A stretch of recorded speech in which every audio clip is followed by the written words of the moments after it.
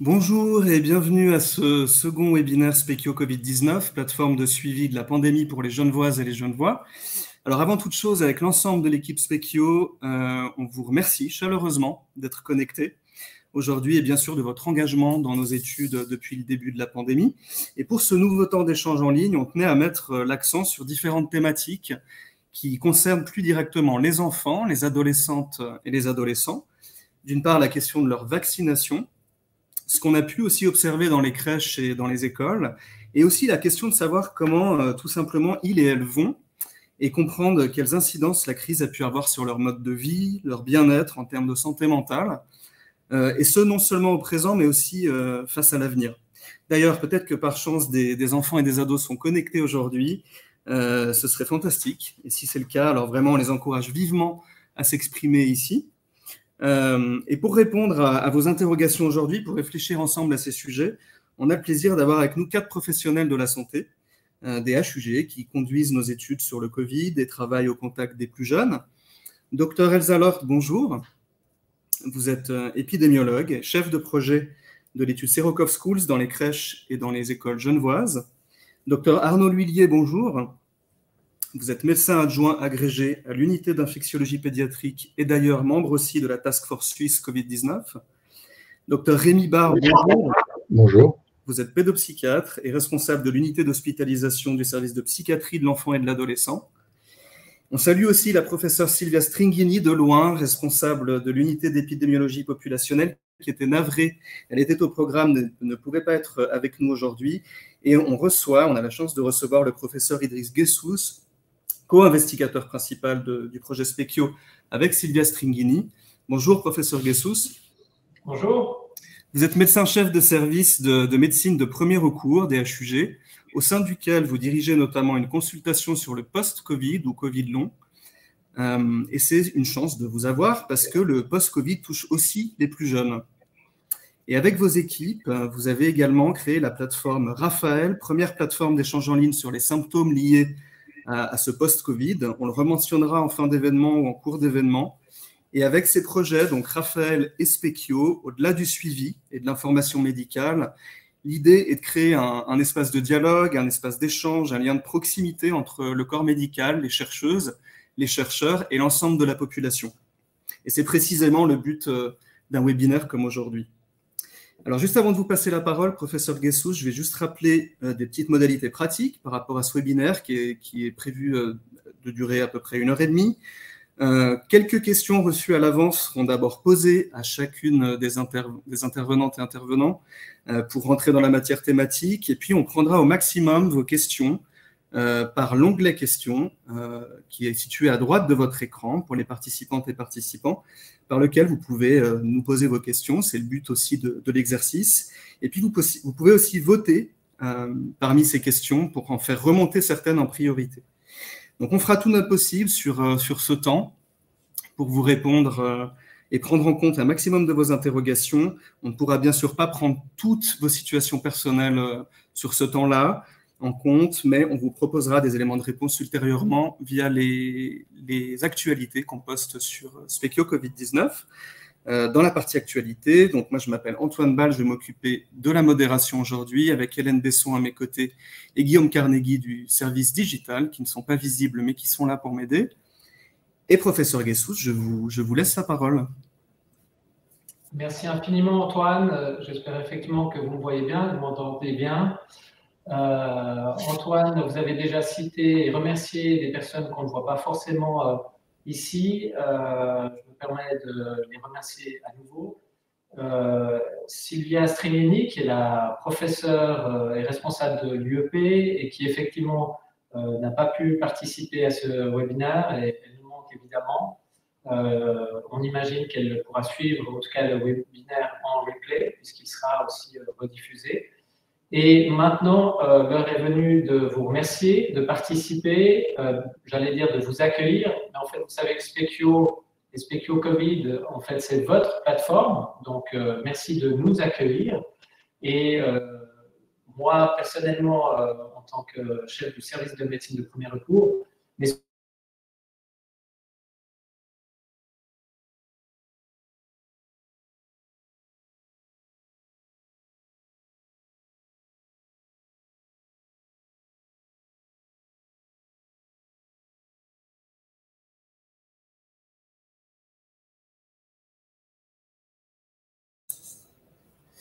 Alors, on est désolé, il y a une petite coupure du côté du professeur Guessous.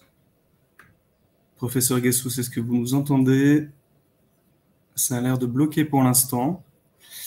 Alors, eh bien, écoutez, on va en attendant commencer par vous poser des questions autour de la vaccination. On va directement passer à vous, docteur Arnaud Lhuillier, et puis on reprendra Idriss Guessous en cours de route.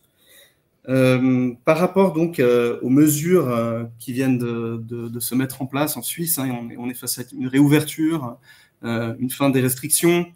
Dans ce contexte-là, beaucoup de personnes parmi les participants se demandent à la fois parce est-ce qu'il est encore recommandé de vacciner les enfants, sachant que d'une part, ils font très rarement des complications, ils n'engorgent pas les hôpitaux, que le vaccin n'empêche ni la contamination ni la propagation du virus, surtout du variant Omicron, et que la sortie de crise, comme je disais, est plus ou moins actée politiquement et les centres de vaccination ferment. Dans quelle mesure est-ce qu'il est encore recommandé pour les enfants et les adolescents de faire cette vaccination?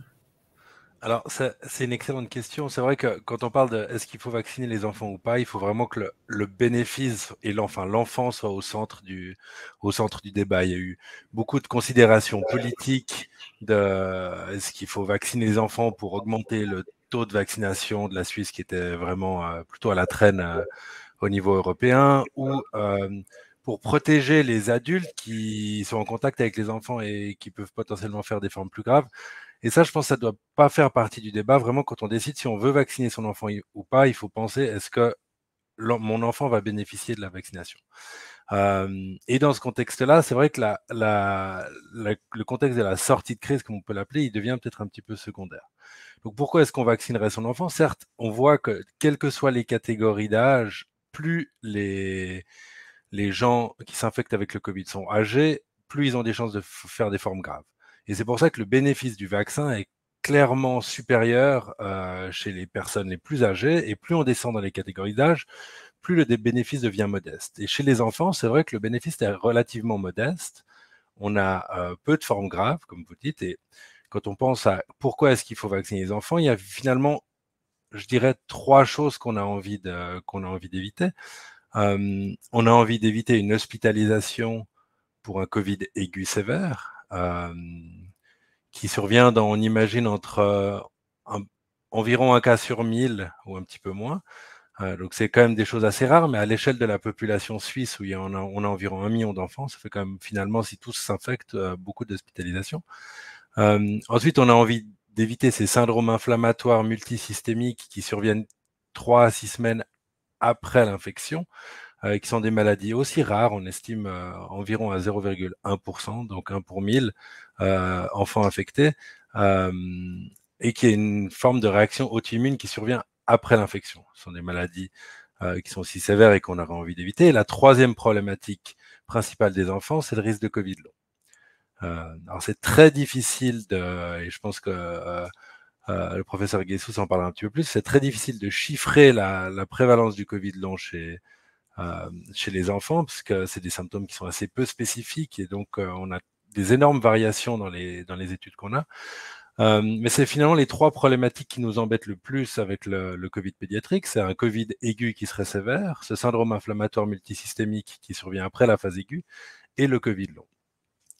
Et dans ces 3 situations, on a des données qui montrent que alors, la vaccination diminue le risque de maladies sévères d'environ 10 fois chez les enfants, diminue le risque de syndrome inflammatoire multisystémique d'environ 10 fois également, et chez les adultes, on n'a malheureusement pas de données pédiatriques, diminuerait aussi le risque de Covid long.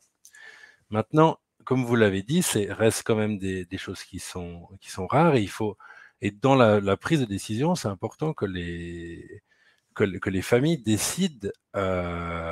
Voilà, il y a des familles ou des enfants qui n'ont pas peur du Covid et qui ne craignent pas que leur enfant soit infecté, et il y a des familles qui craignent que leur enfant soit infecté et qui ont envie de les protéger au maximum, et c'est vraiment pour ces personnes-là que la vaccination est la plus importante, qu'elle reste indiquée aujourd'hui.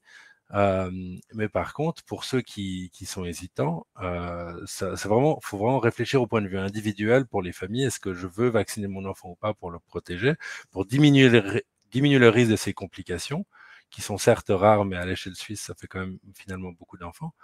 Et c'est ça les principaux enjeux à prendre en compte. Merci Arnaud Lhuillier. Est-ce que vous pourriez nous en dire un petit peu plus? Vous avez mentionné un syndrome multisystémique qu'on voit circuler sur le web, qui est surnommé PIMS. Est-ce que vous pouvez nous en dire un petit peu plus sur l'un de ces syndromes, et puis on passera à discuter du Covid long également avec le professeur Guessous. Alors, donc comme on disait, c'est un syndrome, c'est une maladie le plus souvent sévère qui survient plutôt chez les enfants un peu plus âgés. Les moyennes d'âge sont environ de 8 à 10 ans. Donc on voit rarement ça chez les enfants de moins de 5 ans, mais plus chez les enfants d'âge scolaire et les adolescents. Et ça peut se présenter de manière très variable. Il y a quasiment toujours une fièvre prolongée, souvent des symptômes abdominaux, mais il peut y avoir aussi une éruption cutanée, des atteintes des muqueuses, par exemple des rougeurs au niveau de la bouche, une conjonctivite. C'est pour ça que ça avait été initialement apparenté à la maladie de Kawasaki, qui est une autre maladie pédiatrique qu'on connaît depuis longtemps, mais qui finalement semblent être des entités totalement différentes. C'est une maladie qu'on ne connaissait pas du tout avant le printemps 2020, parce qu'elle est vraiment arrivée dans les 6 semaines après le premier pic épidémique du Covid. On a eu ici à Genève un peu plus de 30 enfants maintenant qui ont eu ça depuis le début de la pandémie. Au niveau suisse, on est à peu près à 150, entre 100 et 150. Et c'est une maladie sévère. La majorité des patients vont faire un séjour en soins intensifs, environ 3/4, un séjour qui reste pour la plupart de relativement courte durée, mais qui est quand même un séjour en soins intensifs. Et c'est une maladie qu'on traite en fait en calmant le système immunitaire, donc principalement en donnant des corticostéroïdes, donc de la cortisone, mais également des immunoglobulines. Et oui, je ne sais pas s'il y avait d'autres questions spécifiques. Le taux d'incidence de ce syndrome, vous pourriez nous le préciser? Alors, de nouveau, le problème de toutes ces complications pédiatriques, c'est finalement qu'on n'a souvent pas le dénominateur du nombre total d'enfants infectés pour plusieurs raisons. La première, c'est parce qu'on a des politiques de tests qui sont relativement restreintes. Et la deuxième, c'est parce qu'il y a beaucoup d'enfants qui ne font pas du tout de symptômes lorsqu'ils sont infectés. Donc, on ne sait pas au final combien d'enfants, même pendant une vague, typiquement maintenant, pendant cette 5e vague, combien d'enfants ont été infectés. On imagine qu'il y en a probablement 2/3 ou 3/4 qui sont passés sous le radar et qu'on n'a même pas diagnostiqué. Mais on estime que c'est environ un enfant sur 1000 qui fait le Covid développera ce syndrome inflammatoire.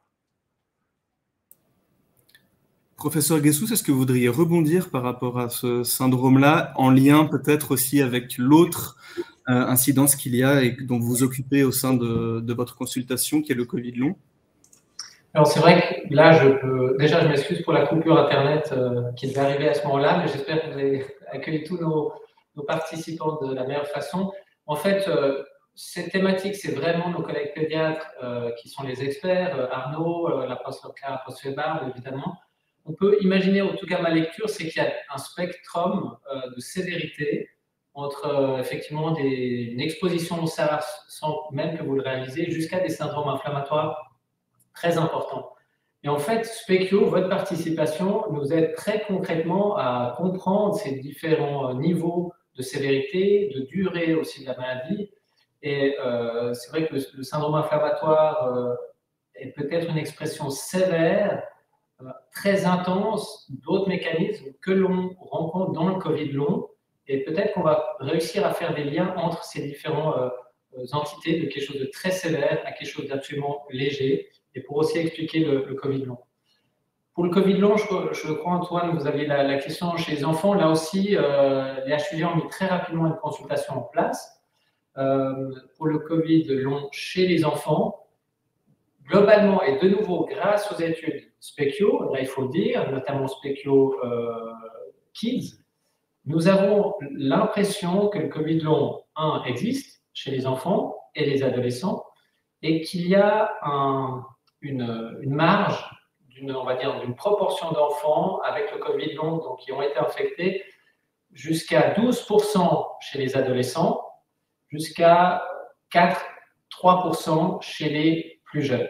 Ça dépend de l'âge, donc plus prévalent chez les adolescents, mais aussi de la façon dont les études sont conduites. Et là, Specchio Covid Kids a l'avantage d'être populationnel. Et nous, Arnaud, Rémi, Elsa et d'autres, nous voyons beaucoup de patients dans les hôpitaux, mais de là à dire que c'est représentatif de la population, c'est vraiment pas le cas. Donc, Specchio Covid Kids, en invitant l'ensemble de la population, nous donne une estimation qui est peut-être plus proche de la réalité. Donc, globalement, on va dire entre 2% et 12% de Covid long, selon l'âge, chez les enfants et les adolescents. Je rebondis sur le fait, professeur Idriss Guessous, que vous mentionnez les différentes études qui sont conduites au sein de Specchio Serokov Kids, qui est un aspect plus longitudinal sur la durée. Et puis Serokov Schools, dont on parlera avec la docteure Elsa Lort juste après. Pourquoi, professeur Guessous, alors que justement on parlait de ce contexte de sortie de crise, ça reste très important de continuer ces études épidémiologiques actuellement? En fait, la crise, on l'a toutes et tous vécue. Le confinement, la diminution d'accès sans passe sanitaire, le nombre de patients hospitalisés dans les soins intensifs. Mais il y a un autre temps maintenant qui est le suivi des effets du Covid. Et c'est nos études, ou c'est notre responsabilité de continuer le travail. Bien sûr, les chiffres diminuent, mais en fait, derrière une infection, il y a des centaines, des milliers de personnes qui, malheureusement, vont encore subir les effets du Covid, soit directement, à cause de leur peine à respirer, leur problème à se concentrer, mais aussi sur les impacts sociétaux. Et là, Rémi Barbe en parlera bien que nous, mais ce décrochage qui a eu lieu, et comment est-ce que les gens vont réussir à reconnecter à leur travail, à leur formation, à leurs activités sociales. On peut faire des paris, on peut donner des avis. Specchio va donner de l'information, des évidences pour qu'on mesure vraiment les conséquences de la pandémie Covid-19. Et vraiment, du fond du cœur, on vous remercie aussi les participants de continuer à adhérer à nos invitations, à nos questionnaires, alors même que vous aussi, vous pourriez vous dire, en fait, la crise est passée, merci Specchio Covid. Mais merci à vous de continuer à remplir ces questionnaires, ils sont extrêmement précieux. Je rebondis directement parce qu'on a une première question dans le chat juste à droite qui, justement, sur la question de la santé mentale, Dr Rémi Barbe, avez-vous constaté une baisse de morale durant l'infection? Et juste en amont, je l'ai constaté, dit-elle, chez mes petits-enfants. Je voulais profiter du fait que Catherine s'exprimait directement sur le chat pour rebondir sur la question du moral des plus jeunes et puis on en parlera. Écoutez, donc la baisse de morale, enfin nous, c'est vrai qu'on est quand même situé dans les consultations. Alors si on parle nous de notre constat propre, c'est vrai qu'il y a eu un délai puisqu'en fait pendant un bon moment, en tout cas il y a eu une baisse de consultations au tout début, pendant le premier confinement en fait, la première vague. Et puis c'est vrai qu'après on a eu une augmentation et depuis l'automne 2020 et jusqu'à présent, en fait, c'est ce qu'on retrouve aussi ailleurs, soit en Suisse ou aussi dans les études ailleurs. Donc, à partir de la rentrée 2020, disons, une augmentation importante des consultations, 30 à 40%, et avec un pic, disons, à peu près au printemps 2021, où vraiment on avait beaucoup de patients aux urgences. Alors, c'est vrai que nos collègues de la ville étaient probablement débordés un peu avant nous, parce qu'en fait, il y avait déjà, on avait beaucoup de demandes de consultation dans l'ambulatoire, et puis après, c'est arrivé aux urgences. Donc, et en fait, le moral, alors après, ça dépend ce qu'on appelle le moral, mais en tout cas, c'est vrai que nous, en tout cas, on avait beaucoup plus de jeunes avec des troubles anxieux, et surtout les petits. Donc, il y avait au fond cette préoccupation par rapport à la contagion, aux personnes âgées qui iraient moins bien. Donc, et puis pour les adolescents, plus de préoccupation aussi par rapport à leur avenir, Donc là, peut-être un peu plus de dépression et de suicidalité augmentée. On a eu beaucoup plus de consultations, de demandes par rapport à avec une proportion aussi dans les 30 à 40%, en fait, selon les lieux de soins. Donc c'est vraiment une chose à remarquer chez les tout petits, en fait, il y avait pas mal de consultations de retard de langage, en fait, c'est-à-dire au fond les enfants donc qui étaient dans la phase de développement du langage.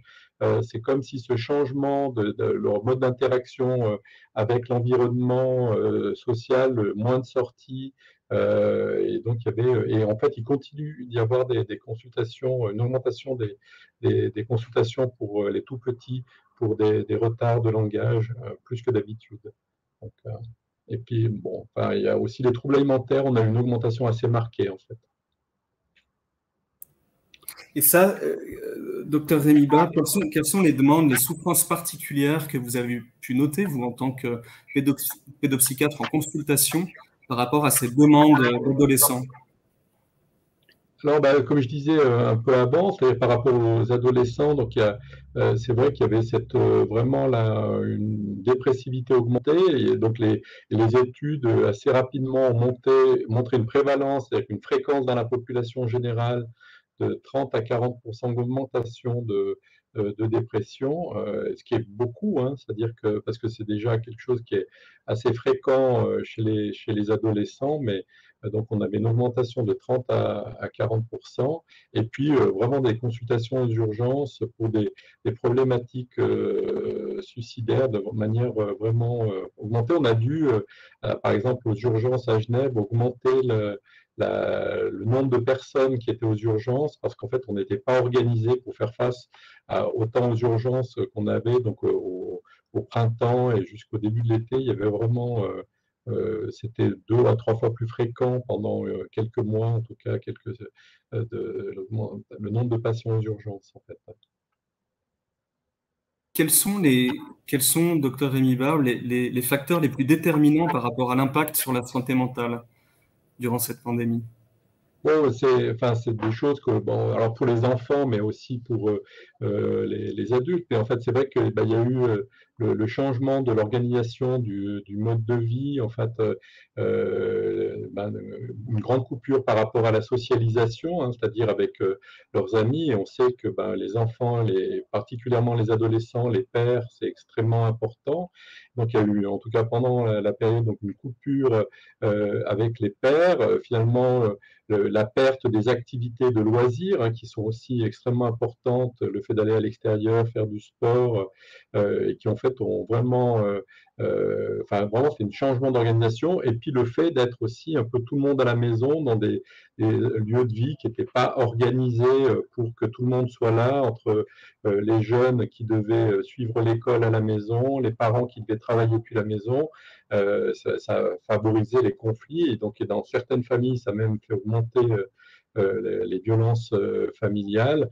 Il y a aussi il commence à y avoir des études sur l'augmentation des divorces. Enfin, donc, ça a eu un impact majeur sur l'organisation sociale, et du coup, voilà, les jeunes, ils sont quand même très en lien avec leur environnement, les adultes autour d'eux, ce qui se passe. Et donc, c'est vrai que voilà, ça a favorisé l'émergence de troubles chez les patients vulnérables, et puis ceux qui avaient déjà des troubles, au fond, ça a pu, en fonction des pathologies aussi, favoriser l'aggravation. On peut imaginer que des jeunes qui sont très anxieux, préoccupés par la saleté, ça existe, c'était d'autant plus important, ça les a beaucoup préoccupés, que des jeunes qui avaient des modes de vie qui sont très sensibles au changement, qui ont des besoins spécifiques et qui en fait ont des difficultés d'adaptation avec le changement. Là, il y avait tellement de changements que ça a pu avoir un impact important. Les enfants qui avaient des troubles de l'attention se retrouvaient devant des écrans pour aller à l'école, et donc il y a pu y avoir un impact important au niveau aussi scolaire, en fait, des apprentissages. Donc c'est vraiment majeur. Est-ce qu'à l'inverse, justement, on a reçu des questions par rapport à ça, est-ce qu'à l'inverse, le contexte de réouverture, lui aussi, peut créer d'autres formes d'anxiété, c'est-à-dire par rapport aux perspectives d'avenir, qui concernent d'ailleurs pas que les enfants, les adolescents, mais aussi les adultes? Et cette inversion de la réouverture? C'était un petit peu évoqué tout à l'heure, mais il y a vraiment, au fond, il y a des gens qui étaient ravis d'être à la maison, et en fait, il peut y avoir, et c'est vrai que au fond, le fait il y a un risque en fait de la peur de retourner vers, au fond, de retourner vers les activités. Il peut y avoir, en tout cas chez certains jeunes, une tendance au repli, une crainte de reprendre les activités. Et je pense que c'est quelque chose auquel il va falloir être vigilant. Il y a des gens qui sont dans les starting blocks et qui attendent que ça, mais c'est vrai qu'il y a des gens, selon les caractéristiques de personnalité et qui peuvent avoir, ou des gens qui avaient déjà tendance un peu au retrait, peuvent s'être sentis confortables, et qu'il va falloir les soutenir pour retourner vers les activités, vers l'extérieur. Donc ça, c'est un enjeu qui va être en tout cas vraiment important.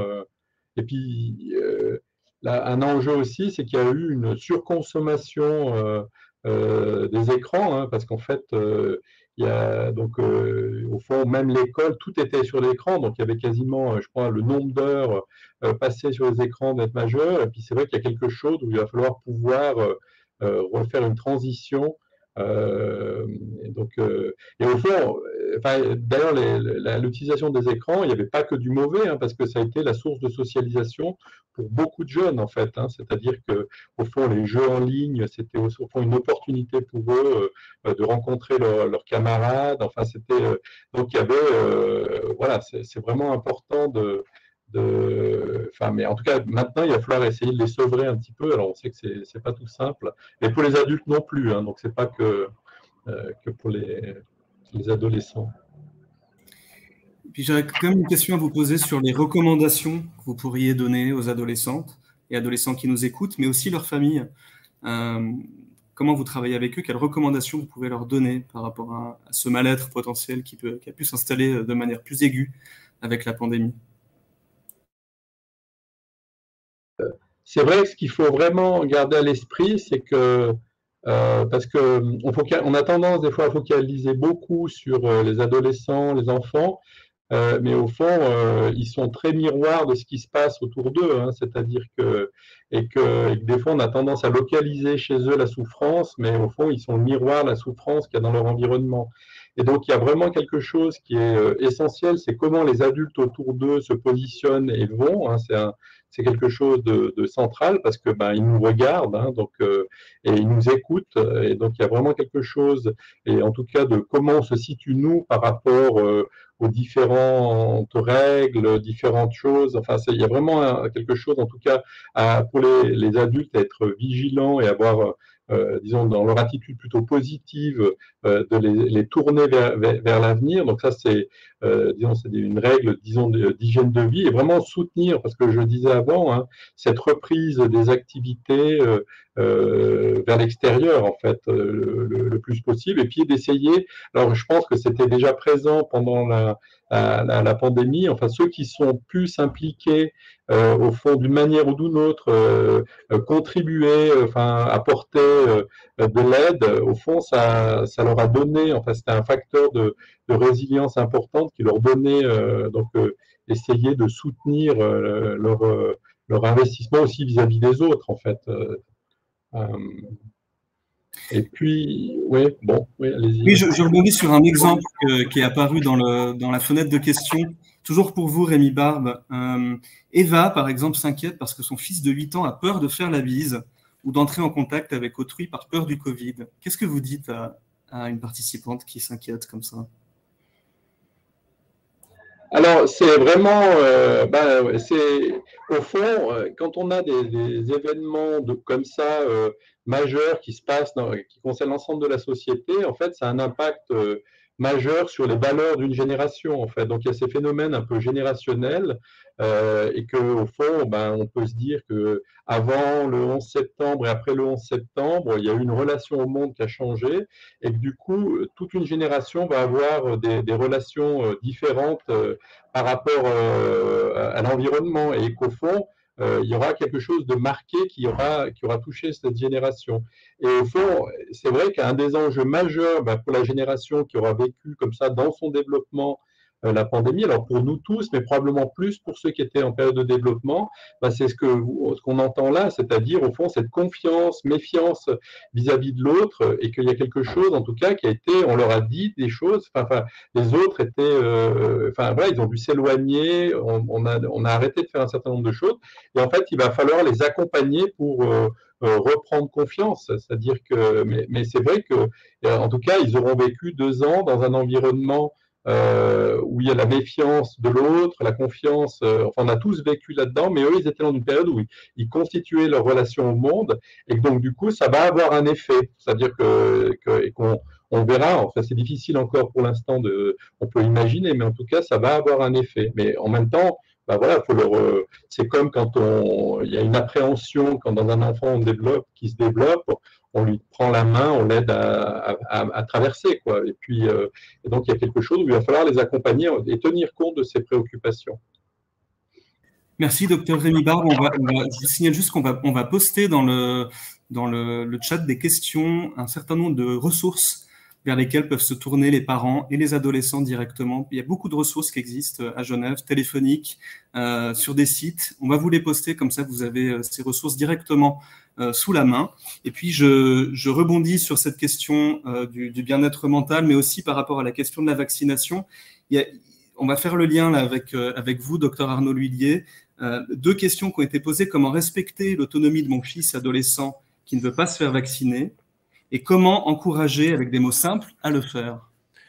Alors, c'est une très bonne question, et on a beaucoup vu ça dans notre pratique en consultation, pas nécessairement en consultation de maladies infectieuses, mais de manière générale, quand on voyait des patients où on avait finalement des divergences d'opinion entre les adolescents ou même les enfants et leurs parents, que ce soit dans un sens ou dans l'autre. Là, dans la question du chat, il semblerait que c'est plutôt les parents qui souhaiteraient vacciner leur adolescent et que l'adolescent ne veut pas, mais on a aussi vu tout à fait régulièrement la situation inverse, où c'était un adolescent qui voulait se faire vacciner, mais les parents qui étaient réticents.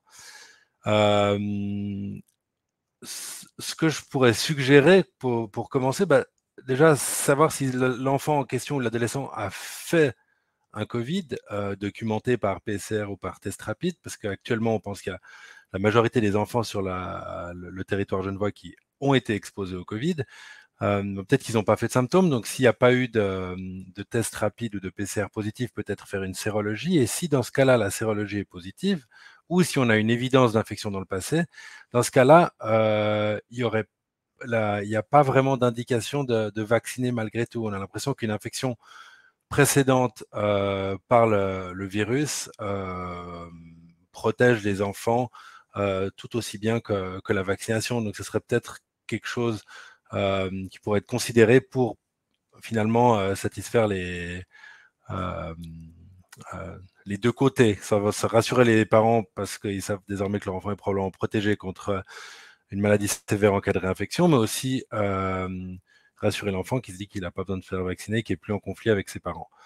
Si maintenant, malgré ça, il n'y a aucune évidence que l'enfant a été vacciné, a été infecté dans le passé, c'est-à-dire pas de test positif et une sérologie qui est négative, dans ce cas-là, c'est un petit peu plus compliqué. C'est vraiment, surtout avec des adolescents, et c'est par définition la plupart du temps des personnes avec une capacité de discernement, et je pense que c'est important de respecter leur choix, d'essayer de discuter quelles sont les raisons de la réticence et de discuter en détail avec eux pourquoi ils ne veulent pas. Mais si c'est une décision qui semble être réfléchie et raisonnée, c'est un petit peu difficile, je pense, de leur forcer la main si l'adolescent a la capacité de discernement.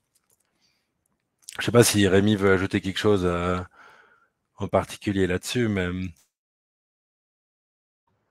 Bon, moi, c'est plus général, en fait. C'est au fond... parce qu'en fait, derrière ces questions, il y a aussi, ce qu'on voit, hein, il y a des mesures qui sont prises, il y a des choses qui sont proposées, et puis il y a tous les mouvements qu'on entend dans la population de questionnement en fait des décisions, enfin qui est quelque chose de permanent. Le lien avec l'autorité a été beaucoup questionné. En fait, c'est quelque chose qui est présent dans la société depuis un bon moment. Hein. Enfin, là, il y a une évolution du positionnement de l'autorité dans la société sur les 100 dernières années. Mais là, en fait, on a quand même vu beaucoup de questionnements de décisions, et beaucoup de remises en question de l'autorité. Et puis, c'est vrai que c'est un enjeu qui, en fait, va probablement avoir un impact sur cette génération qui, au fond, a assisté à quand même une sorte de, entre guillemets, j'exagère un peu, mais de pugilat de parents, en fait, de parents qui sont toujours en train de se disputer sur comment il faut faire pour les vaccins, pour les mesures, et que du coup, comme je disais tout à l'heure, qui nous regardent, au fond, et par rapport à la crédibilité de l'autorité, ça va avoir certainement un impact sur leur représentation et à la fois à l'intérieur de la famille, mais par rapport à la société. Enfin, je trouve, alors je sais pas, c'est très éloigné de la question de base, mais enfin, disons, c'est quand il y a cette discussion, c'est vrai que c'est qui est-ce qui décide et qui est-ce qui fait autorité. Alors, c'est vrai qu'à l'adolescence, c'est un enjeu central, mais voilà. Merci, docteur Rémi Barre, pour ce commentaire. C'est très intéressant de parler de cette remise en question des figures d'autorité. Je pense que ça a un lien. Je vous propose qu'on aille dans les crèches et dans les écoles avec vous, docteur Elsa Lort. Zero Covid School, c'est une étude que vous menez avec vos collègues et votre équipe sur le terrain et aussi en ligne sur la plateforme Specchio. Est-ce que vous pourriez nous rappeler en quoi elle consiste depuis ses débuts et ce que vous cherchez à montrer? Oui, tout à fait. Je vous remercie de nous donner l'occasion de présenter cette étude qui est probablement un petit peu moins connue que d'autres études via la plateforme Specchio, tout simplement parce qu'on a moins de participants, mais quand même beaucoup de participants vu le design de l'étude que je vais vous expliquer. Donc, pourquoi est-ce qu'on a mis en place cette étude Zero Covid Schools qui vise à étudier la transmission des infections à SARS-CoV-2, donc le virus qui est responsable de la maladie Covid-19, au sein des groupes d'enfants, de jeunes enfants, puisqu'on s'intéresse à des enfants de 1-2 ans jusqu'à 6-7 ans, qui sont donc dans des crèches et dans des écoles primaires du canton de Genève. L'idée vraiment derrière cette étude, c'était de se dire, les maladies infectieuses, on sait qu'elles se transmettent facilement au sein de ces groupes d'enfants, puisqu'ils sont en contact toute la journée. C'est des enfants chez lesquels il n'y a jamais eu de recommandation de port de masque. Et ils vont tousser facilement, ils vont être en contact, manger ensemble, se passer les sucettes, par exemple. Donc, notre objectif, c'était vraiment de se dire, avec le Covid, qu'est-ce que ça va donner chez ces enfants? Donc, en termes de design, on a mis en place une étude donc, dans 3 crèches du canton de Genève et 2 écoles primaires, où on a cherché à recruter vraiment toutes les classes des enfants qui avaient à peu près le même âge. On leur a proposé de participer. Et on avait 2 phases principales. Une première phase qui était une phase de surveillance, c'est-à-dire où on a essayé d'identifier les cas d'infection à Covid qui pouvaient survenir au moyen de différents questionnaires ou moyens de contact mis en place avec les participants. Et on avait une phase d'investigation d'outbreak, c'est-à-dire que quand on avait un cas d'infection à SARS-CoV-2 identifié, à ce moment-là, il y a toute une machinerie qui se mettait en place de façon très rapide avec donc notre équipe. On allait sur le terrain, directement dans les écoles, pour proposer différents tests aux enfants. Donc, on proposait un test PCR pour identifier la présence du virus, ainsi qu'initialement une sérologie, en prélevant une petite goutte de sang au bout du doigt, pour voir si l'enfant avait déjà été en contact avec le virus dans le passé, auquel cas il aurait développé des anticorps. On organisait une deuxième visite dans les 5 à 7 jours avec un nouveau test PCR, et enfin une dernière visite au bout d'1 mois à peu près, où on répétait la sérologie. Et donc, la répétition de ces tests nous permettait vraiment d'identifier les infections le mieux possible. Avec le fait de répéter les PCR, on s'est rendu compte qu'on avait souvent des infections qui arrivaient un petit peu plus tard, suite à des contacts, et qui étaient identifiées par la deuxième PCR, par exemple, qu'on faisait toujours dans la bouche. Je tiens à le préciser parce que c'était des enfants en bas âge. Et on a identifié aussi des séroconversions, c'est-à-dire le développement d'anticorps entre le premier et le deuxième prélèvement, signe que l'enfant a été infecté, mais sans qu'on ait pu le vérifier en mettant le virus en évidence. Des personnes se posaient justement, comme Belinda, des questions très précises au niveau des conséquences du virus sur les 0-4 ans. elle se posait la question notamment de savoir si, selon vos études, la transmission du SARS-CoV-2, c'était plutôt fait des adultes vers les enfants ou des enfants vers les adultes. Et est-ce que vous avez mis en évidence des facteurs plus favorables à la propagation du virus dans les crèches? Alors effectivement, on s'est rendu compte, parce que donc là je vous ai parlé des tests, mais on avait aussi, c'est une étude très multidimensionnelle, où on avait des questionnaires et des interviews avec les parents dont l'enfant avait été testé positif, pour essayer d'évaluer où est-ce que la contagion avait pu se faire. On se basait sur les dates de symptômes, les dates de tests, donc vraiment des interrogatoires qui étaient assez complets.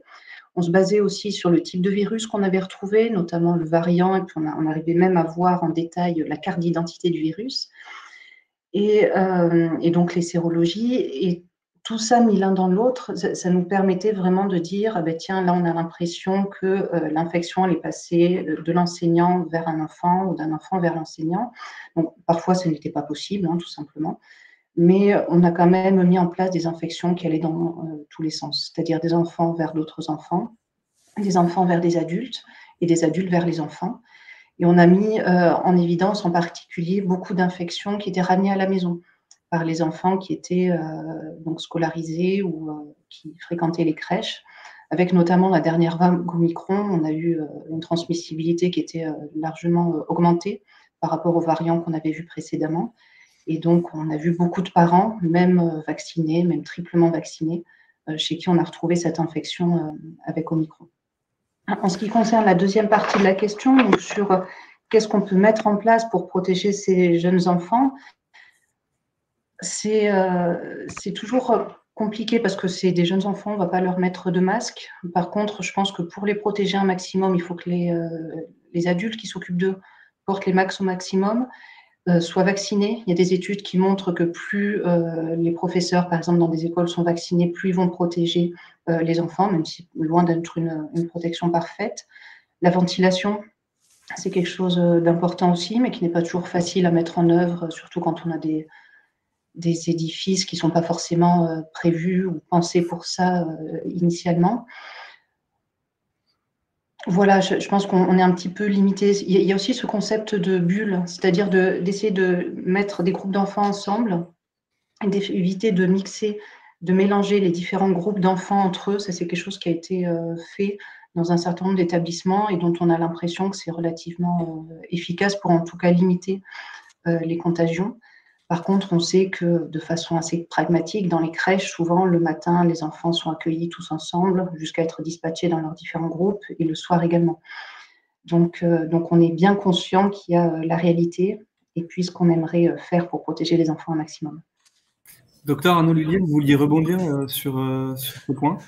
Oui, je pense que c'est vraiment important de préciser que, et ça on l'a vu notamment avec les études dans les écoles, il y a vraiment eu un changement au fur et à mesure des nouvelles vagues et des nouveaux variants dans la transmission du virus et des enfants. Au début, avec les souches initiales, on avait vraiment très très peu, ça semblait vraiment anecdotique que les enfants transmettent à d'autres enfants ou transmettent à des adultes. Et ça, on l'expliquait par deux choses. La première chose, c'est que les enfants avaient une charge virale, donc une quantité de virus dans le nez qui était plus basse que les adultes, et donc à un moment donné, ils étaient souvent moins contagieux et moins longtemps.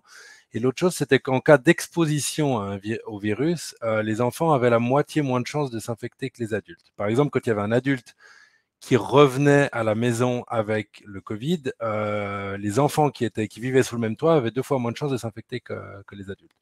Et au fur et à mesure des nouveaux variants, qui sont, comme vous le savez, devenus de plus en plus contagieux, parce qu'en fait, les mutations faisaient que le virus arrivait plus facilement à infecter la personne avec qui il entrait en contact.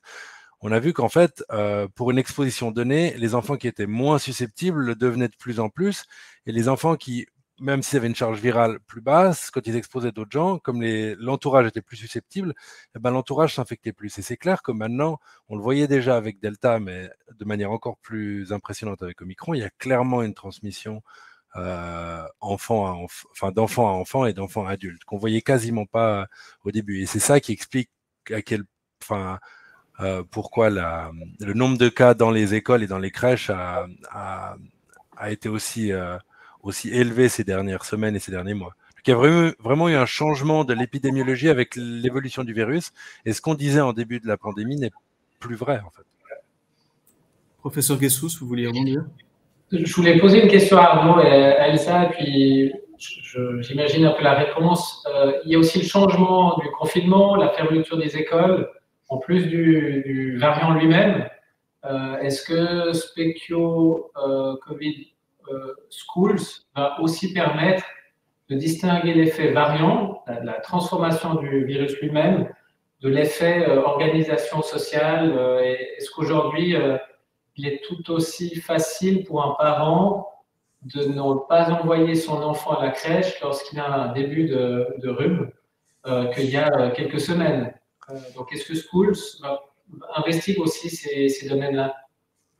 Oui, alors effectivement, c'était dans ce sens-là que je voulais rebondir également sur ce que disait Arnaud. Nous, on a commencé l'étude Schools au printemps 2021.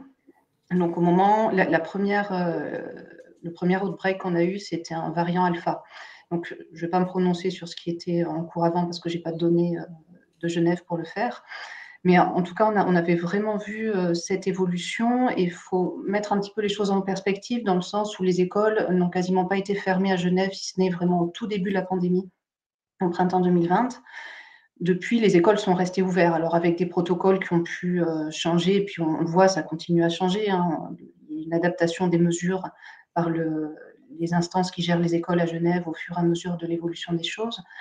Donc, je pense que ce qui est important de mettre en perspective, c'est qu'on a eu d'une part la vaccination dans la population générale. Pour vous donner un exemple très précis, au moment de la première vague alpha, on a montré quelques cas d'infection qui sont passés des enfants vers leurs parents, mais c'était assez anecdotique, sachant que c'était une époque où les parents n'étaient pas vaccinés, puisque la vaccination venait vraiment d'ouvrir pour les adultes à ce moment-là. Avec Delta, à l'automne 2021, on a vu qu'il y avait déjà plus de transmission, y compris chez des gens qui avaient reçu 2 fois une dose de vaccin. Et puis là, avec Omicron, ça a complètement explosé avec de nombreuses vaccinations. Par exemple, on a eu un énorme outbreak au mois de janvier dans une école primaire. Sur 24 enfants qui avaient été infectés, 15 l'ont ramené à la maison. Donc, ce qui fait beaucoup de foyers qui ont été touchés, avec la moitié des membres du foyer, en gros, qui ont été touchés, y compris des parents qui étaient vaccinés et qui avaient eu un booster. Donc, ça a vraiment évolué. Et les recommandations ont évolué aussi. Donc, maintenant, il n'y a aucune restriction peu de restrictions sur le fait d'envoyer son enfant qui a le nez qui coule à l'école. Mais il y a eu des restrictions qui étaient variables au fur et à mesure de ces différentes vagues. Et on a essayé de récolter ces informations pour pouvoir les analyser justement.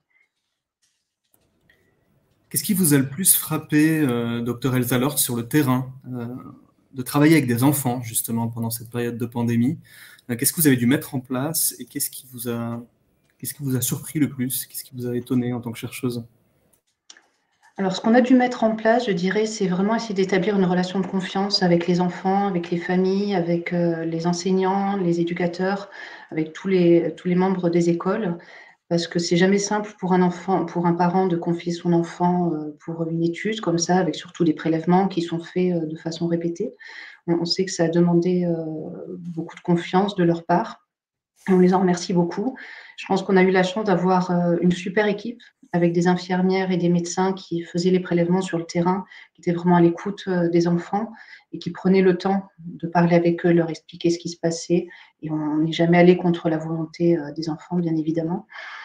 Et ce qui m'a le plus frappé, c'est finalement de voir toutes ces personnalités de jeunes enfants, parce que pour beaucoup d'entre eux, on les a rencontrés plusieurs fois, on a passé un petit peu de temps avec eux. Donc moi, j'ai l'impression de connaître à peu près tous les prénoms des enfants qui participent à l'étude, parce qu'on a eu aussi beaucoup d'interactions avec leurs parents, et de voir finalement leur personnalité s'exprimer avec des enfants qui étaient très contents d'aider la recherche, d'autres enfants pour lesquels c'était plus difficile, parce qu'il y en a qui ont des histoires médicales compliquées, par exemple, ou qui ont des personnalités peut-être un petit peu plus timides. Et puis des fois, de voir qu'ils arrivaient à dépasser leur appréhension, des fois des gestes de ces tests qui n'étaient quand même pas des choses qui étaient vraiment habituelles pour eux, de voir qu'ils arrivaient à dépasser cette appréhension et puis à être contents d'avoir pu participer, d'avoir pu faire les tests. Ça, c'était assez magique et c'est vrai que toute mon équipe et moi-même, on a plein de souvenirs comme ça, plein de petites anecdotes, de phrases d'enfants qui sont très très touchante. Quand c'est eux qui nous expliquaient qu'ils avaient des petits soldats et puis qu'on allait les chercher dans la petite goutte de sang pour comprendre comment lutter contre le virus, c'est vraiment des bons moments. Je ne dis pas que ça a été facile tout le temps, mais c'est une population avec laquelle c'est vraiment très agréable d'interagir. Une question encore pour vous, Dr Elsa Lort, autour des mesures en crèche, à la fois pour le port du masque du personnel qui travaille dans les crèches, et aussi pour le port du masque à l'école. Qu'est-ce que vous pouvez préconiser, notamment par rapport aux enfants à risque encore aujourd'hui? Alors, comme vous l'avez sûrement remarqué, le port du masque depuis quelques jours n'est plus obligatoire, ni pour les enfants, ni pour les adultes qui s'occupent des enfants dans les crèches et dans les écoles. C'est peut-être un petit peu tôt, vu l'incidence actuelle qu'on a toujours à Genève. Je pense que c'est une chose à laquelle on s'est habitué. Maintenant qu'il aurait peut-être fallu prolonger un petit peu le port du masque pour se laisser le temps d'attendre tout simplement que l'incidence diminue franchement. Parce qu'on a des enfants qui peuvent avoir des problèmes de santé et être à risque. On peut aussi avoir des parents d'enfants qui sont dans des situations de vulnérabilité en termes de santé qu'il est important de protéger. Donc, je pense que si on veut essayer d'être du côté le plus sûr possible, c'est peut-être encore une bonne idée de continuer à porter un petit peu le masque. Merci, Dr Elsa Lort. Je reviens peut-être à des questions sur la vaccination parce qu'on nous a posé beaucoup. Dr Arnaud Lhuillier, est-ce qu'on a observé des effets secondaires négatifs de la vaccination chez les enfants et les adolescents? Alors, oui, j'ai mon micro qui est en route. Alors, oui, de manière relativement rare. Je pense que c'est important déjà de différencier les effets secondaires fréquents et qu'on considère un petit peu comme banals, ce qu'on voit lors de chaque vaccination, des effets secondaires locaux, par exemple, une douleur, une tuméfaction, une rougeur au niveau du site d'injection ou des symptômes systémiques. Des fois, on peut avoir un petit peu de fièvre ou un malaise, des courbatures pendant quelques jours. Ça, on l'a vu de manière assez similaire aux autres vaccins, disons. On l'a plus vu chez les adolescents que chez les enfants, probablement parce que la dose de vaccin pour les enfants dans les 5 à 11 ans est 3 fois plus faible que la dose des adolescents qui est en fait la même dose que les adultes. Et évidemment, plus on a d'antigènes dans le vaccin, plus le vaccin sera réactogène, donc risque de faire des effets secondaires. Donc ça, c'est pour les effets secondaires un petit peu, disons, classiques, banals. Au niveau des effets secondaires un peu plus rares, le principal signal qui a été mis en évidence, c'est ces inflammations au niveau du cœur, qui s'appellent les myocardites ou des péricardites. Ça, on l'a vu typiquement chez les enfants, chez les 5 à 11 ans, les données américaines montrent que sur 8 600 000 doses administrées, il y a 12 cas qui ont été documentés. Donc ça semble être un effet très rare. Et ces 12 patients avaient complètement récupéré, donc ils ont été hospitalisés pendant quelques jours, mais ils ont tous récupéré complètement au bout de quelques semaines. Et ce qu'il faut savoir quand même, c'est que en tout cas, chez l'adulte, chez le jeune adulte, on voyait plus de ces myocardites, là, c'était plus fréquent après la vaccination, mais c'était tout de même moins fréquent qu'après le Covid. En tout cas, de l'époque d'avant Omicron, il y avait entre 4 et 5 fois plus de myocardites dus au Covid sur une population de 1 million de personnes, de jeunes adultes qui font le Covid, que sur 1 million de vaccinés, par exemple, du même âge. Donc le risque, il existe, il est très faible, il semble être plus faible qu'en cas de maladie Covid, mais il est là et c'est important de le mentionner. Mais de nouveau, comme on dit, donc c'est 12 cas sur 8 millions, un tout petit peu plus chez les adolescents, on estime qu'on est dans l'ordre du moins de 1 sur 100 000, donc c'est des effets secondaires qui sont documentés mais qui sont rares. On n'a pas d'autres signaux particuliers d'effets secondaires. Alors, beaucoup de gens diront qu'on n'a pas de recul. C'est vrai et c'est faux. De l'expérience qu'on a de la vaccination, on voit que les principaux effets secondaires vont apparaître dans les 2 à 3 mois après le vaccin. Et des choses qui apparaîtraient plus tard, c'est vraiment extrêmement, extrêmement improbable. Et là, on a, grâce au fait qu'en Suisse, ou à cause du fait qu'en Suisse, on est toujours un petit peu en retard sur les autres pays en termes de mise sur le marché des vaccins. On a pu bénéficier dans ce contexte-là de l'expérience de pays comme le Canada, les États-Unis et l'Israël qui ont vacciné bien plus tôt que nous et qui nous ont permis d'avoir des données rassurantes au moment où nous, on a eu l'opportunité de commencer à vacciner. D'un point de vue collectif, est-ce que la vaccination des enfants et des adolescents permet de réduire la propagation du virus? Vous en avez parlé un petit peu au début, mais il y avait une question, je voulais vous la reposer. Oui, alors c'est une excellente question. Je pense que du temps de la souche initiale et de la souche alpha, on pouvait clairement dire que les personnes vaccinées avec très peu de risque de s'infecter et de ce fait aussi très peu de risque de transmettre. On a commencé à voir que l'efficacité vaccinale en termes d'infection baissait un petit peu avec le Delta et baissait clairement avec le Micron. On a l'impression que finalement aujourd'hui, le vaccin protège relativement peu contre l'infection. Et on imagine relativement peu aussi contre la propagation d'un vacciné qui serait infecté. Par contre, ce qu'on a l'impression quand même, c'est que les personnes vaccinées sont moins contagieuses et moins longtemps, parce qu'il y a déjà une réponse immunitaire qui est en place au moment où, grâce au vaccin, au moment où la personne se fait infecter. Et donc, c'est vrai que actuellement, il faudrait qu'on vaccine une très grosse proportion de la population pédiatrique si on voulait espérer voir un changement dans l'épidémiologie du virus. Parce que même si la vaccination semble diminuer le risque de s'infecter et de transmettre, c'est pas complètement efficace, c'est même pas complètement efficace du tout. Et donc, il faudrait qu'il y ait une vaccination massive de la population pédiatrique si on voulait voir un changement de l'épidémiologie.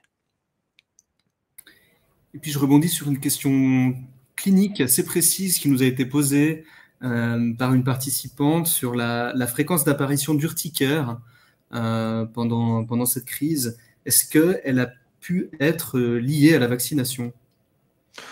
Alors, à propos de cette question, j'ai l'impression, apparemment, l'urticaire est apparu pendant le confinement, donc pas à cause de la vaccination, mais avant, mais qui semble se réactiver au moment de la vaccination, si j'ai bien compris la question. C'est vrai que, alors, bon, dans cette situation, je ne sais pas si cet adolescent ou adolescente en question avait fait le Covid pendant la première vague. On a vu des manifestations très variées au niveau de la peau du Covid, que ce soit des éruptions cutanées diffuses ou même des boutons très localisés, des engelures ou des choses assez particulières. On a vu aussi un petit peu d'urticaire, pas plus que ça. On a finalement relativement peu de patients qui ont développé ça, en tout cas à ma connaissance. Peut-être que dans la pratique des pédiatres en cabinet, c'est différent. Donc c'est un peu difficile de répondre à la question de manière précise. Semblerait-il que ça se réactive après chaque vaccination, mais ce qui n'est pas clair, c'est est-ce que c'est après chaque vaccination Covid ou vaccination en général.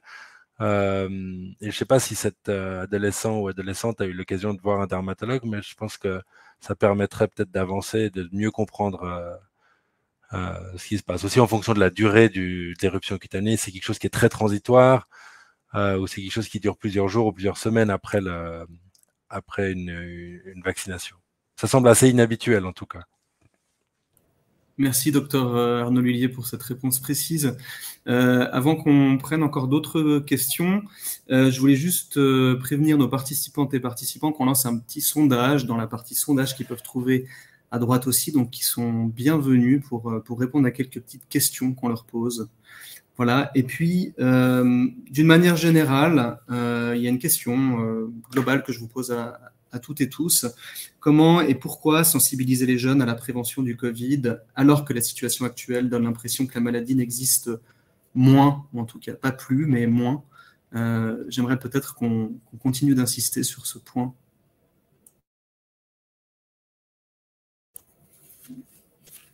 Je ne sais pas si l'un de vous ou l'une de vous a envie de répondre.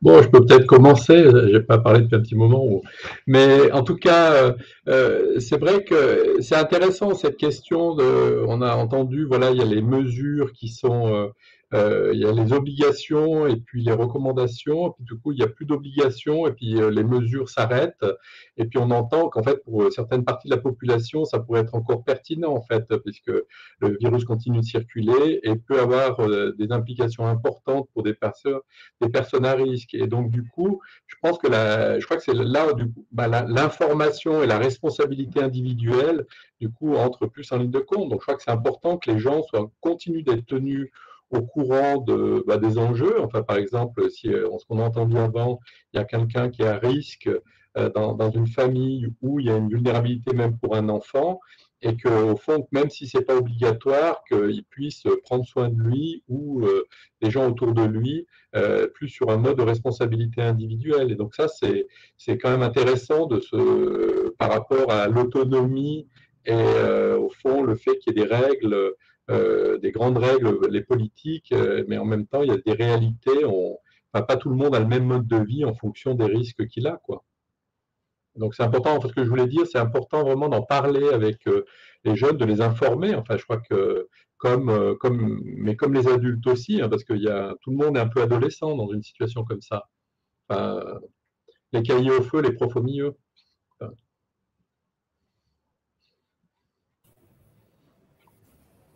Docteur Elsa Lord, je me demandais, pour revenir à vos études, où vous en étiez actuellement avec votre travail sur Schools, parce que vous avez été assez mouvementé avec la vague Omicron. Je me demandais où vous en étiez. Alors effectivement, les derniers mois ont été assez mouvementés, y compris avec Delta au mois de novembre, décembre. On a eu aussi beaucoup de cas à investiguer, et puis encore plus au mois de janvier. Actuellement, on s'est adapté, en fait. On a adapté un petit peu le protocole de l'étude aux nouvelles mesures qui ont été émises par le DIP récemment. C'est-à-dire que maintenant qu'il n'y a plus d'obligation de dépistage des enfants ni de communication des cas, ça n'a plus beaucoup de sens de mener l'étude de la façon dont on le faisait auparavant. Donc, ce qu'on continue à faire, c'est d'enregistrer les cas qui nous sont déclarés. Et puis surtout, on a recueilli tellement d'informations depuis le début de l'étude, depuis 1 an à peu près, et que là, on est en train vraiment de se focaliser sur l'analyse de ces résultats, sur qu'on va communiquer de différentes façons. On va faire des communications scientifiques d'une part, avec des publications scientifiques, et peut-être des communications dans des congrès également. Mais aussi, on a à cœur de faire un retour aux participants, parce que sans eux, l'étude n'aurait pas pu être menée. Donc, une fois qu'on aura des résultats qu'on pourra vraiment leur diffuser, on va préparer des communications, alors on ne sait pas encore très bien sous quelle forme, pour leur faire un retour sur tous ces résultats qu'ils ont largement contribué à générer. Est-ce que, hors de Suisse, il y a des études similaires ou dans d'autres cantons suisses, est-ce qu'il y a des spécificités genevoises par rapport à ce que vous observez dans les écoles ? Alors, il y a effectivement un certain nombre d'articles, de publications scientifiques qui ont reporté des outbreaks dans des clusters, comme ça, dans des écoles. Ils avaient souvent un design d'étude qui était un petit peu différent d'une autre, dans le sens où nous, on avait une étude prospective, c'est-à-dire un petit peu au fil de l'eau. Dès qu'on avait un cas déclaré, on a été en mesure d'investiguer ce qui se passait au sein du groupe ou de la classe. La plupart des études se sont focalisées sur des enfants plus grands, parce que c'est souvent plus facile, hein, le fait de faire des tests sur des jeunes enfants, c'est quand même une barrière.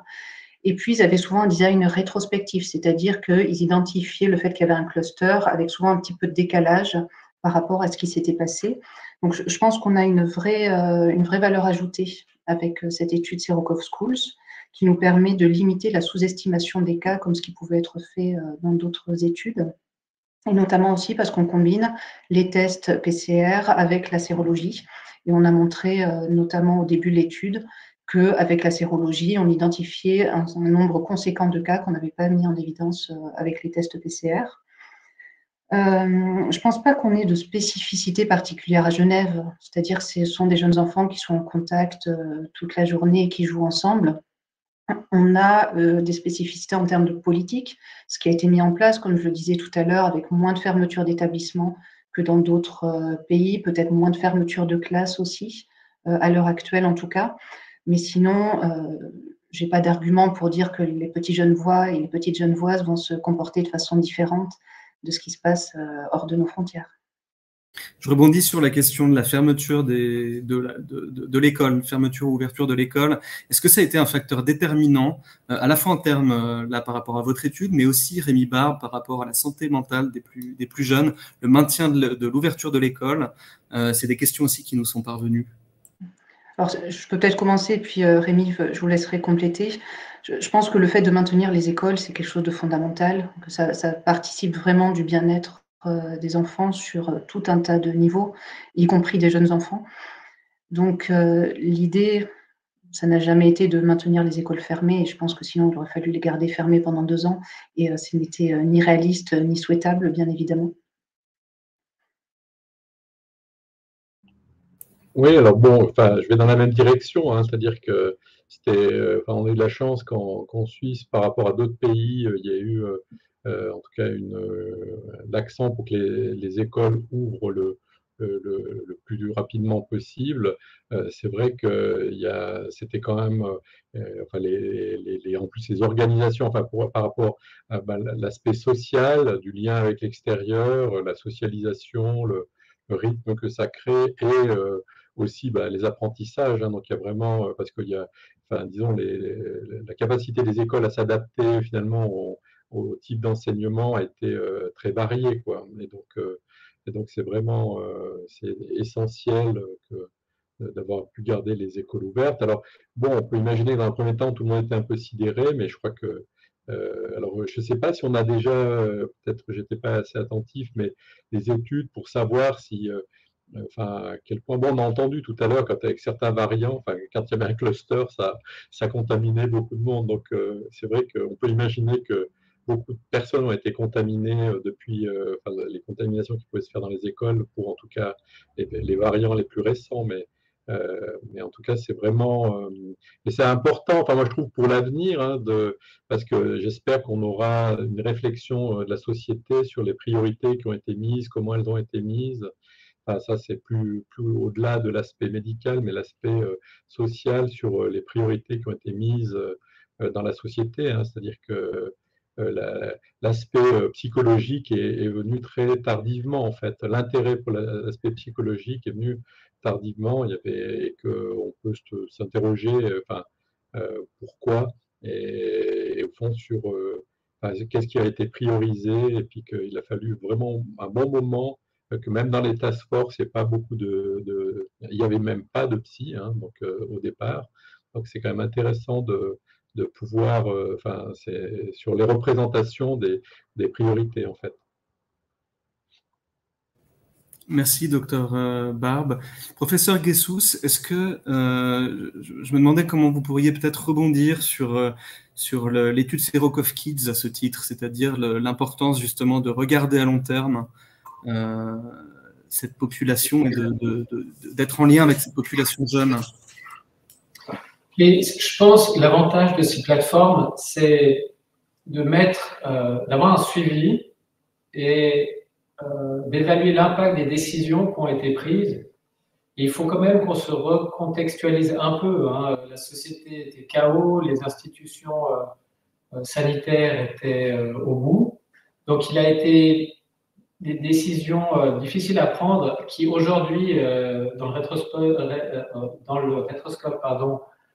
semblent légitimes ou plus ou moins illégitimes, mais les études qui sont en cours, elles vont mesurer ceci de façon objective. Là, on donne beaucoup des avis personnels hein, sur la fermeture des écoles, vacciner, le masque. La différence, de nouveau, entre nos avis, qui sont intéressants, mais spéciaux, ce sont des designs qui vont vraiment aller collecter l'information pour nous dire, au final, effectivement, quand on fait la somme des interventions, des fermetures d'écoles, des périodes, quel a été l'impact? Et je pense que c'est important d'amener cette source objective d'information. On a été trop mobilisé personnellement par le Covid pour y voir très clair, ou suffisamment clair. Et puis Specchio, c'est ça, c'est y voir un peu plus clair. Aujourd'hui, vraiment, il y a quelques mois, ça semblait une évidence qu'il fallait fermer les écoles parce que, en fait, pour que les gens restent chez eux, il fallait que les enfants n'aient pas à l'école. Pour que les parents puissent ne pas travailler, il fallait qu'il n'y ait pas d'école. Donc tout semblait assez logique à l'époque.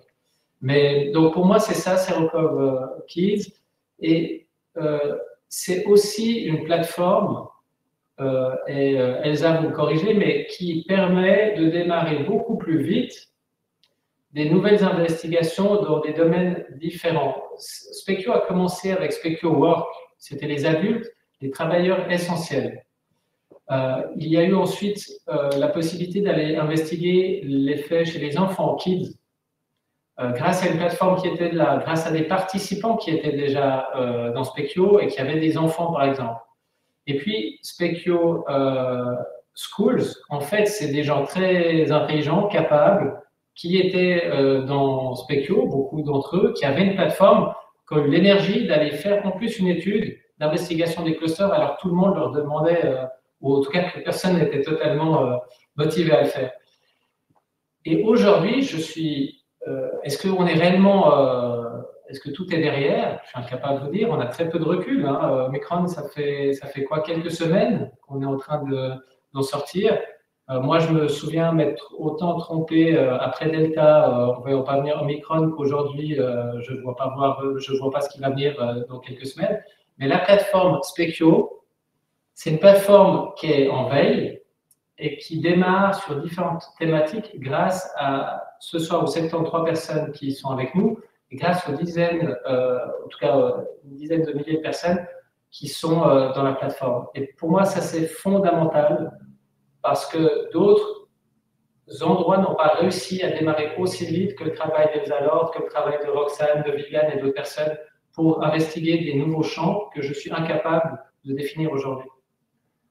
Et si je peux juste me permettre de rebondir, je pense que vous soulevez un point qui est très important, Idriss, c'est de savoir qu'il y a sûrement des questions qu'on se posera dans le futur et qu'on n'envisage pas du tout à l'heure actuelle. Et le fait d'être capable de récolter des données sur des sujets très variés, probablement que dans le futur, ça nous aidera à répondre à ces questions qu'on ne se pose pas encore parce que la science n'en est pas encore arrivée là. Donc, c'est vraiment précieux d'avoir la participation de tous nos participants, et ils sont nombreux, et de continuer cette participation dans le temps.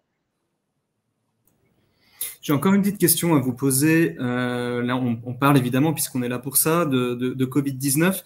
Est-ce qu'il a pu nuire aux soins et au dépistage d'autres maladies chez les jeunes, à la fois en termes de santé physique et mentale, précisément? Alors, je vais peut-être parler de la santé physique, puis je laisserai Rémi parler de la santé mentale. Probablement dans une moindre mesure que l'adulte, dû au fait que nos systèmes de santé, nos hôpitaux pédiatriques ont été moins saturés de patients Covid, et donc il y a moins eu besoin d'interrompre des programmes de suivi ou d'opération. On a quand même eu un impact ici, nous, notamment sur la chirurgie. On a dû retarder des chirurgies, donc potentiellement oui quand même, mais probablement dans une moindre mesure que l'adulte. En polyclinique, c'est vrai qu'on a eu pendant un moment une restriction du nombre de consultations qu'on pouvait faire par jour. Donc ça aussi, ça a impacté dans une certaine manière le suivi des patients avec des maladies chroniques pédiatriques pas du tout liées au Covid. Mais c'était relativement limité dans le temps. Donc on a probablement moins, ça a un effet qui a été moins délétère chez nous que chez nos collègues de médecine adulte. Docteur Barbe, éventuellement sur le côté plus psychique. Alors, bon, les jeunes, ils consultent rarement spontanément, c'est-à-dire qu'au fond, c'est souvent, ils sont amenés par l'environnement, donc l'environnement étant soit les parents, soit les professionnels. Donc on peut imaginer que pendant la période, et d'ailleurs c'est ce qu'on a observé, on a eu beaucoup moins de consultations pendant la période de la première vague, où au fond, c'est un peu comme on a ce même phénomène aussi pendant les vacances, hein, c'est-à-dire que les jeunes vont pas mieux, mais ils sont moins identifiés comme ayant des problèmes. L'environnement, bon, il y a une diminution du stress lié à l'école par exemple, et puis au fond ils sont moins identifiés par les professionnels. Donc on peut imaginer que pendant une période, c'est vrai que le fait qu'ils rencontrent moins d'adultes professionnels à l'école, donc il y a un certain dépistage qui s'est moins fait, mais ça n'a pas été une très longue période. Alors par contre, c'est vrai que ce qui a quand même été, mais au fond, on ne peut pas dire ça maintenant, parce que maintenant, il y en a presque un peu trop dans les médias, hein, c'est-à-dire sur trop dans le sens que au fond, il peut y avoir une caisse de résonance et puis que des fois, on peut participer à créer ce qu'on croit observer, en fait, avec, comme si on montrait un chemin aux adolescents en leur disant « faut que vous alliez mal ». Donc moi, des fois, je suis un peu préoccupé par rapport à ça, mais en tout cas, il y a une période où on s'en préoccupait peut-être pas assez mais que maintenant, je pense qu'il y a une vraie préoccupation et que bon, les enjeux actuellement, c'est plus la capacité des systèmes de soins à répondre aux besoins que, au fond, le fait que le Covid-19 prendrait trop de place par rapport à l'attention. Disons, c'est plus qu'on n'a pas les professionnels ou les structures pour pouvoir répondre. En fait. Je vous remercie pour ce point. On va doucement arriver au terme de cette rencontre. Je voulais vous demander à tous les quatre d'abord vous remercier pour tous ces éléments, pour votre capacité de rebond sur le vif avec toutes ces questions des participantes et participants. S'il y a des questions auxquelles on n'a pas répondu, bien sûr, on fera en sorte de poster des actualités thématiques sur Spekio. Est-ce que chacune et chacun, vous souhaiteriez ajouter un mot conclusif par rapport à tout ce qui a été discuté aujourd'hui? Elsa Lort, peut-être? Oui, merci de me donner la parole. Je voulais conclure parce que j'ai passé beaucoup de temps sur le terrain. On a mené vraiment une étude de proximité dans les écoles, avec les familles. Je pense que c'est une immense richesse pour moi-même et puis pour toute l'équipe qui a travaillé avec moi. Et je voulais vraiment remercier du fond du cœur tous les participants, les petits et les plus grands, pour leur investissement, toute l'équipe également. Et je pense que c'est vraiment grâce au temps que vous nous avez donné et à la confiance que vous nous avez accordée qu'on va être en mesure d'apporter des preuves scientifiques solides et de contribuer au débat scientifique principalement, mais aussi d'informer les décisions des politiques, puisqu'on est en communication avec les instances cantonales, en tout cas pour leur faire part de nos résultats. Donc voilà, toute cette participation a du sens et elle a des implications très concrètes et très directes sur ce qui se passe. Donc un grand merci à tous pour votre implication et à toutes. Arnaud Louillier? Oui, je vais peut-être juste ajouter un commentaire par rapport aux questions dans le chat, par rapport aux enfants qu'on considère à risque. Alors c'est vrai que contrairement aux adultes, on a très vite identifié quelle pathologie mettait les adultes à risque de faire un Covid sévère. Chez les enfants, après 2 ans de pandémie, on n'a toujours pas de groupe chez qui on sait qu'ils sont plus à risque de faire un Covid sévère. Typiquement, les patients transplantés adultes sont plus à risque de faire un Covid sévère, mais on n'a pas l'impression que ce soit le cas chez les enfants. Par contre, les enfants transplantés sont plus à risque de faire une grippe sévère, par exemple, ou une infection avec le RSV sévère. Donc, c'est vrai que les mesures qui sont appliquées pour ces enfants, les mesures de précaution pour eux, actuellement, elles sont pas. Il faut plus penser qu'au Covid, les autres virus respiratoires sont là. Et même si on pourrait se dire cet enfant n'a pas besoin de porter le masque parce qu'en fait, il n'est pas à risque de faire un Covid sévère, mais il est peut-être à risque de faire une grippe sévère. Et donc, c'est vrai que on a un peu mis de côté les autres infections pendant 2 ans au début parce qu'elles étaient quasiment plus là, parce que tout le monde se lavait bien les mains, mettait le masque, et on a vraiment arrêté la circulation. On l'a vu chez nous avec beaucoup moins d'hospitalisation pour des bronchiolites et des gastro. Mais par contre, probablement parce qu'après l'immunité dans la population a un petit peu baissé, c'est revenu beaucoup plus fort en deuxième partie de pandémie, avec plus d'hospitalisation et des patterns qui suivaient plus les saisons comme on avait l'habitude d'aller voir avec certains virus. Donc voilà, il y a le Covid, mais il y a aussi les autres virus et c'est important de ne pas les oublier. Merci en tout cas pour l'opportunité d'avoir pu participer à ce webinaire. C'était extrêmement intéressant. Merci, Dr Arnaud Louillier. Dr Barbe, peut-être un mot pour conclure cette discussion autour de la santé mentale qui vous concernait plus particulièrement. Bon, alors moi, c'est un peu plus général. En tout cas, je trouve être très privilégié de pouvoir, au fond, participer à cette réflexion et à des études comme ça en me disant que, au fond, ça permettra que, parce qu'immanquablement, il y aura probablement d'autres situations qui vont se reproduire et qu'en fait, tout ce qu'on va apprendre et qu'on va continuer d'apprendre avec ces études va nous permettre de pouvoir réagir de manière justement moins sur des avis individuels et mais sur des données de meilleure qualité. Donc, c'est vraiment, et qu'on puisse apprendre à faire face à ce genre de situation. Donc, et je trouve, et bon, c'est vrai que je peux tout à fait imaginer que lors des prochaines situations identiques, on tiendra plus compte de la santé mentale parce qu'en fait, on a déjà appris ça. En fait, alors même si on n'a pas encore toutes les données, on a des données et je crois que c'est vraiment, mais d'une manière générale, c'est vraiment, ouais, c'est très important de participer à des recherches comme ça. Et puis, professeur Guessou, je me tourne vers vous pour conclure. Je ne vais pas conclure, je vous laisserai Antoine conclure parce que vous le méritez et toutes les équipes. Remercier et féliciter Sylvia Stringini, qui est donc la responsable d'unité d'épidémiologie populationnelle, qui n'est pas là ce soir, mais qui fait un travail juste de folie, en fait, avec des belles et grandes équipes. Et vous remercier aussi de votre participation. Elle a été ultra respectueuse dans les échanges, dans les questions. Vous nous remerciez du séminaire, du webinaire, parce qu'il était informatif. C'est l'information de toutes ces études vient de vous. Quand je dis que Specchio vous appartient, Specchio Covid vous appartient, c'est sincère.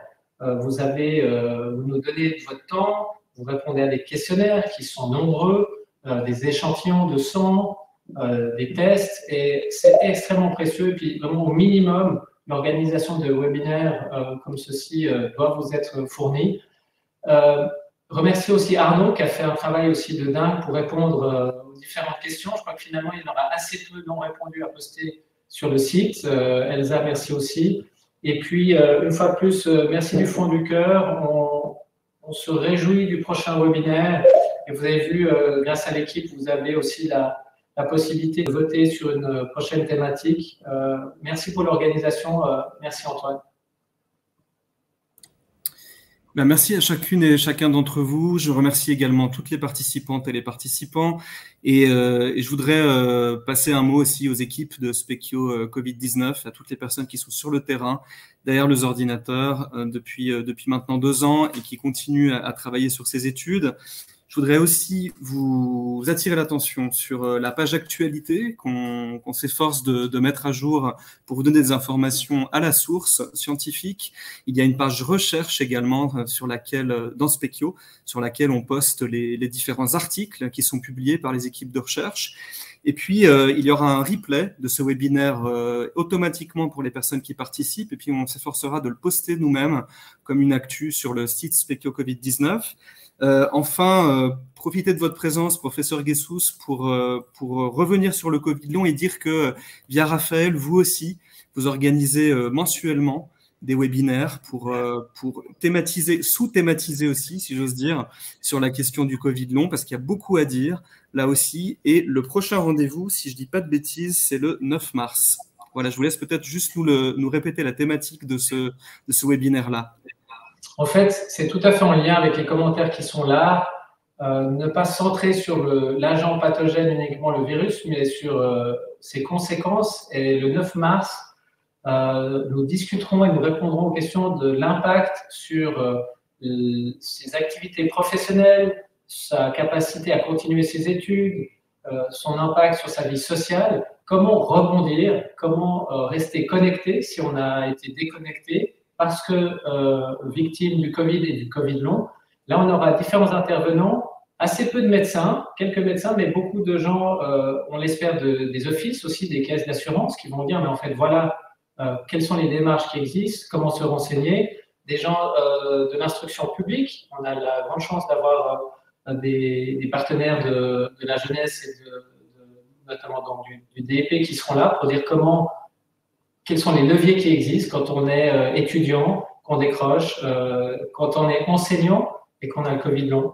Donc, c'est tout cet impact sociétal et comment rester connecté à la société quand on souffre du Covid long.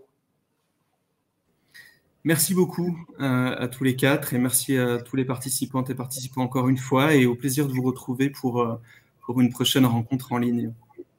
Merci et bonne soirée. Merci. Au revoir. Bonne soirée. Au revoir.